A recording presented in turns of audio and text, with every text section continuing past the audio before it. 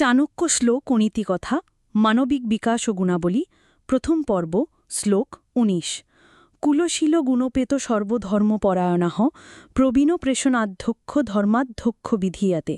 বঙ্গানুবাদ: যিনি সদ্বংশে জন্মগ্রহণ করেছেন, যিনি সচ্চরিত্রের অধিকারী, যার মধ্যে বহু গুণের বিরলতম সমাবেশ ঘটে গেছে, তিনি যথানিয়মে সকল রকম শাস্ত্রানুষ্ঠান করে থাকেন, তিনিই বয়সে প্রবীণ এবং যিনি আদেশ দিতে পারেন এমন মানুষকেই ধর্মাধ্যক্ষ পদে নিয়োগ করা উচিত।